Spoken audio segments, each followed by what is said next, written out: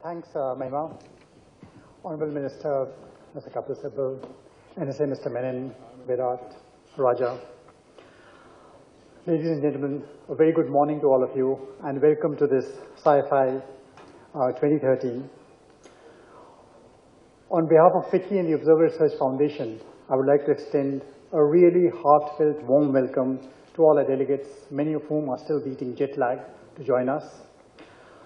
We've been working together, FICCI and us, for some time to initiate a global annual event in New Delhi, which can bring together experts, practitioners, academia, civil society, businesses, as well as policymakers, together on one common platform.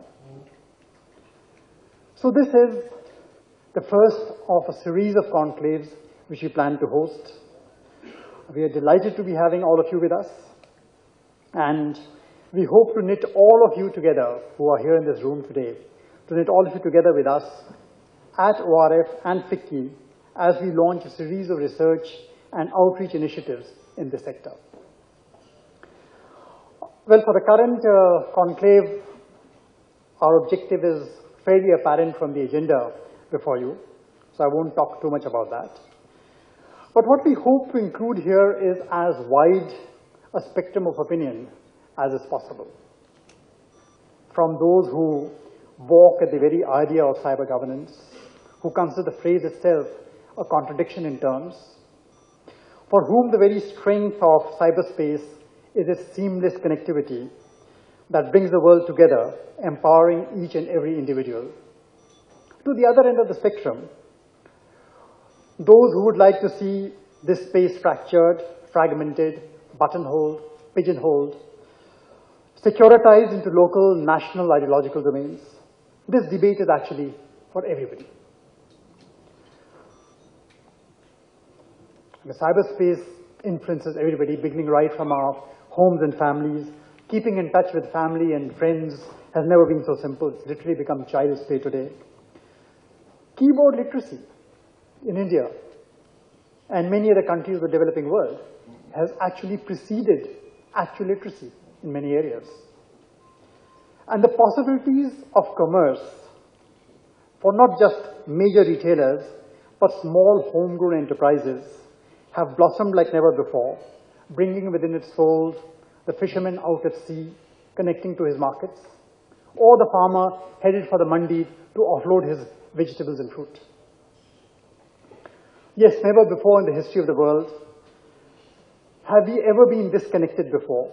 Never before have ordinary individuals possessed such power to reach out, touch, and influence the lives of others.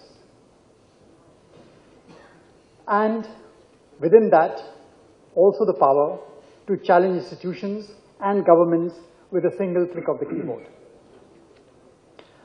Yet as a medium of business and transactions, social, commercial, as well as institutional, as the entire medium shifts into cyberspace, concerns about its security and stability are bound to be heard. The power it has placed in our hands has also triggered concerns within each and everybody about becoming victims of the exercise of this very power. Cyber piracy, data theft, system disruptions are all real-world events and happening as we meet and speak today. What should be the response to all this? How to respond to divisive social media messages that breed hatred and racism and crime?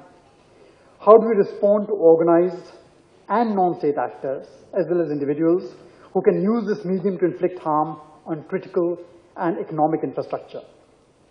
And finally, how does one define and then seek to defend the rather quaint old notions of sovereignty and national interest in this really borderless space?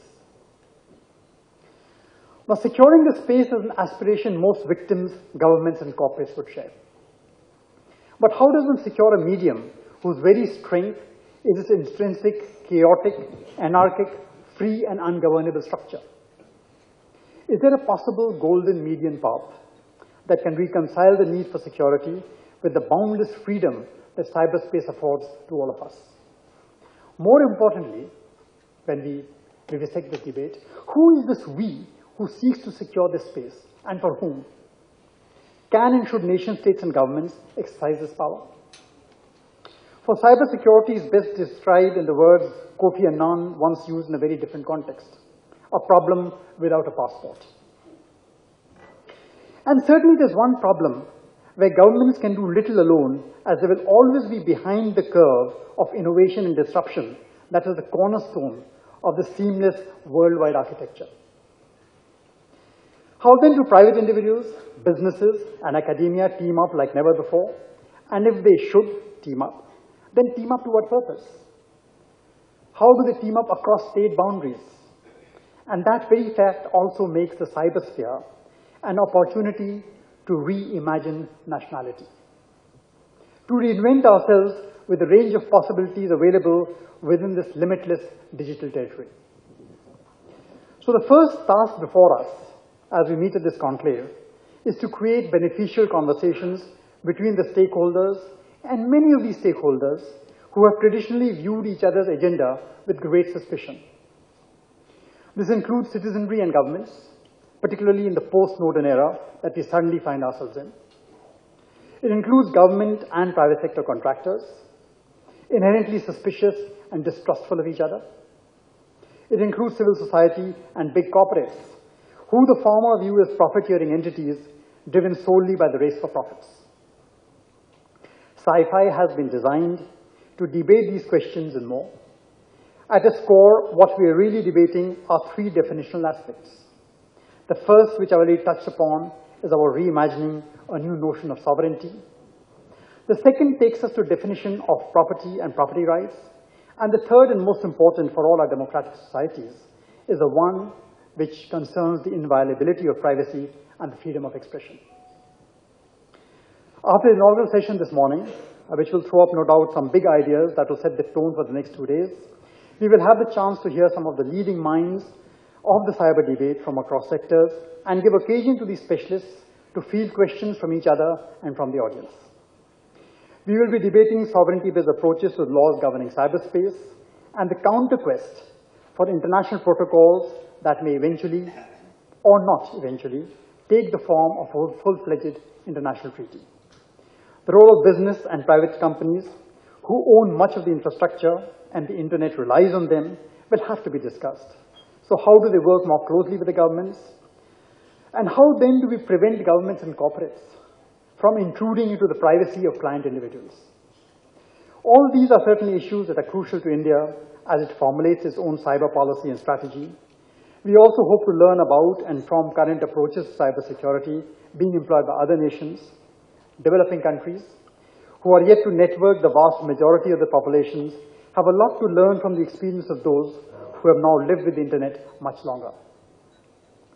So, cyberspace remains an area where we must accept the inevitability of the public and the private sector being forced to partner each other. Partner each other not merely to build infrastructure and provide services and goods, but most importantly, partner each other for the governance of this space. Therefore, the critical need for a multi-stakeholder approach that we have tried to set up through this forum. I would also like to take this opportunity to thank our sponsors, Raytheon and DSE, for supporting us, and our partner FICCI, Virat's team, for working tirelessly in putting this conference together. I would also like to thank two of the finest minds in India that we have, Mr. Kapil Sibal and Mr. Shiv Shankar Menon, who have come here to share their ideas on this, and helping CYFY, cementing it to become a serious platform for equally serious debate.